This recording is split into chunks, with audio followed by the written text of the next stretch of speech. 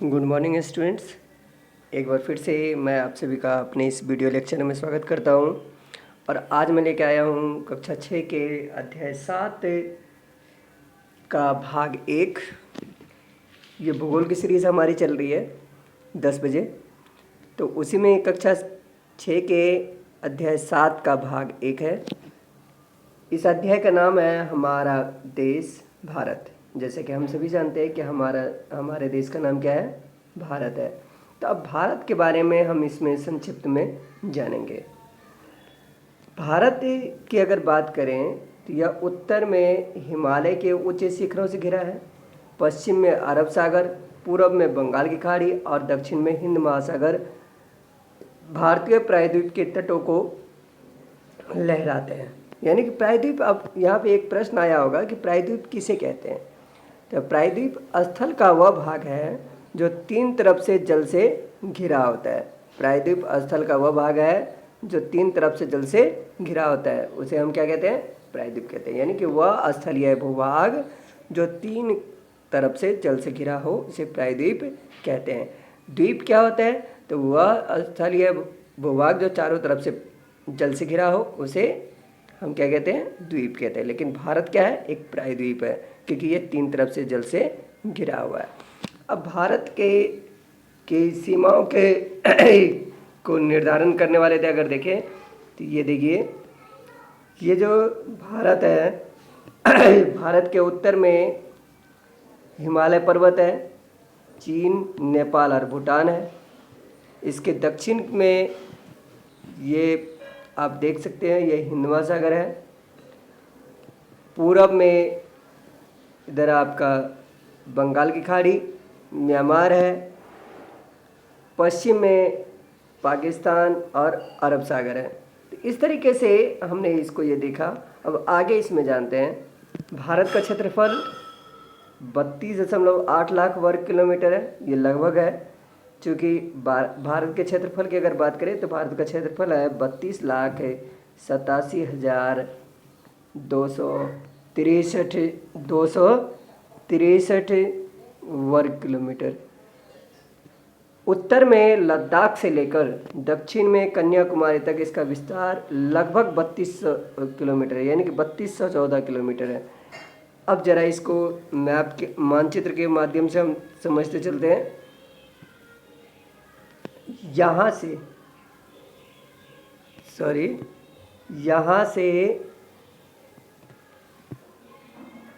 से लेके कहाँ तक, नीचे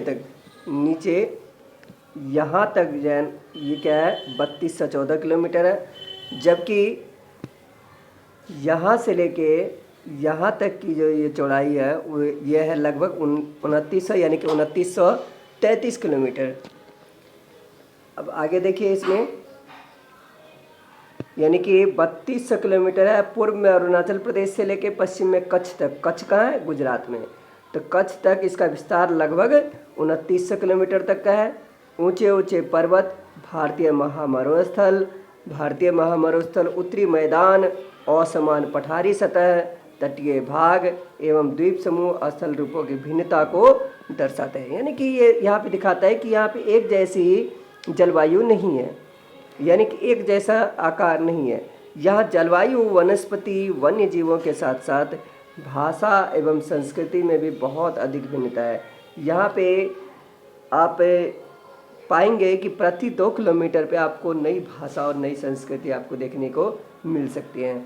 दिल्ली जैसे मेट्रो सिटी में तो आपको काफ़ी सारी भाषाएं, काफ़ी सारी संस्कृति आपको सुनने को मिल सकती है, क्योंकि यहाँ पे लगभग भारत क्या विश्व के अधिकतर देशों के लोग यहाँ पे रहते हैं। तो भारत में भी अलग अलग प्रांत के लोग रहते हैं, अलग अलग राज्यों के लोग यहाँ पे रहते हैं।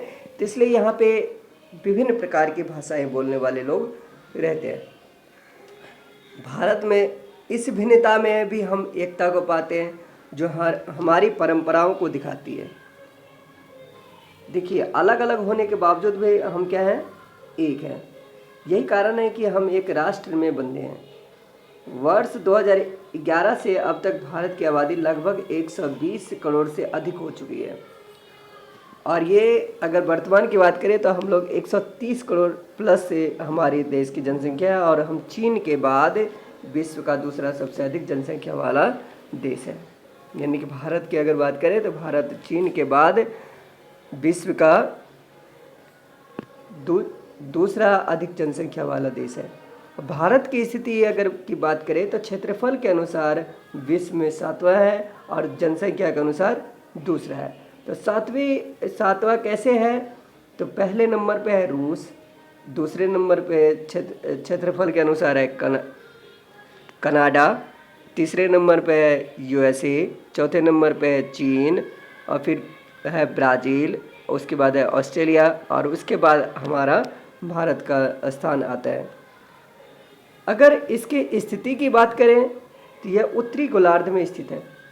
अब गोलार्ध आपको याद होगा, नहीं याद है तो मैं चलिए मैं आपको बताता हूँ एक बार कि ये देखिए ये है, और इसके बीचों बीच एक काल्पनिक रेखा है जिसको विषुवत कहते हैं, और इससे ऊपर यानी कि उत्तर वाले भाग को उत्तरी गोलार्ध कहते हैं। तो भारत इसी गोलार्ध में है, इसी गोलार्ध में भारत की स्थिति है। और अगर इसकी बात करें तो ये 0 डिग्री है, और यहाँ से लगभग थोड़ा सा ऊपर यानी कि 8 डिग्री 4 मिनट उत्तर से लेके 37 डिग्री 6 मिनट तक भारत की स्थिति है।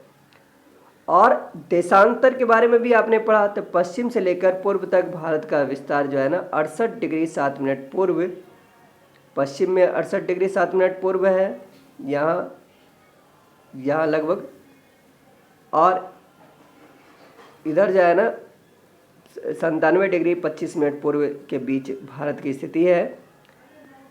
यानी कि कहने का मतलब है कि अगर देशांतर के अनुसार किस गोलार्ध में है तो इसका उत्तर हो जाएगा पूर्वी गोलार्ध में, क्योंकि पूर्व है तो पूर्वी गोलार्ध, यह उत्तर है तो उत्तरी गोलार्ध है।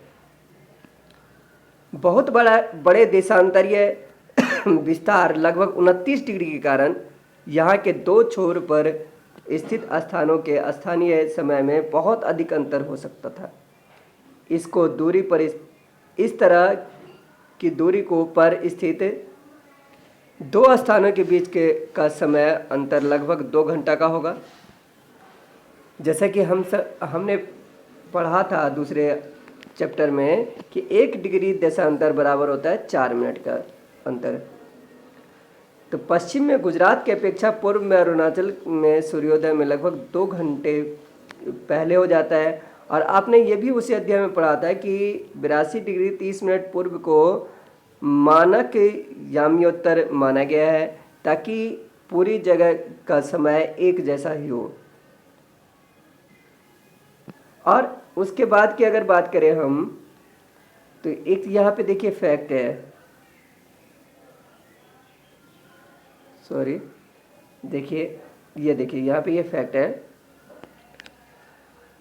देखिए यहाँ पे दिया हुआ है, क्या आप जानते हैं बड़े देश जिनका विस्तार पूर्व से पश्चिम की ओर अधिक होता है वहाँ पूरे देश का मानक समय एक नहीं होता। संयुक्त राज्य अमेरिका में 7 मानक समय है, कनाडा में 6 मानक समय है, और रूस की अगर बात करें तो रूस में आपने पढ़ा था दूसरे अध्याय में कि 11 मानक समय यहाँ पे निर्धारित किए गए हैं। उसके बाद भारत के पड़ोसी देशों की बात करते हैं तो भारत के 7 देशों की स्थलीय सीमा से इसकी सीमा जुड़ी हुई है। स्थलीय सीमा यानी कि ज़मीन के साथ इसकी सीमा जुड़ी हुई है। अब ज़रा इसको हम इसमें देखते हैं इस चित्र में, तो इसमें यह है पाकिस्तान, अफ़गानिस्तान 2, फिर उसके बाद आपका हो गया चीन 3, नेपाल 4, भूटान 5, बांग्लादेश 6 और म्यांमार 7। ये ज़मीन के साथ स्थल के साथ हम सीमाओं को साझा करती हैं, जबकि समुद्र के साथ जो लगे हुए हमारे पड़ोसी देश हैं, एक है आपका उत्तर पश्चिम में मालदीव, और एक है दक्षिण पश्चिम में है मालदीव, और एक है दक्षिण पूर्व में श्रीलंका। तो इस तरीके से हमारे कुल 9 पड़ोसी देश हैं, जिसमें 7 जो है ना स्थलीय सीमा साझा करते हैं, 2 समुद्री सीमा के साथ लगे हुए देश हैं। अब अगर बात करें तो किनकी इनमें से जो पड़ोसी देश हैं, जैसे कि अफ़गानिस्तान है, तो इनकी सीमा बिल्कुल भी समुद्र से नहीं लगती है। उसके बाद नेपाल की सीमा बिल्कुल भी समुद्र से नहीं लगती है। चीन की सीमा नहीं लगती है समुद्र के साथ। और भूटान की सीमा भी, भूटान का भी कोई सीमा भी समुद्र के साथ नहीं लगती है। तो इस तरीके से हमने इसमें ये जाना। अब आगे की तरफ हम इसमें ज़रा देखते हैं।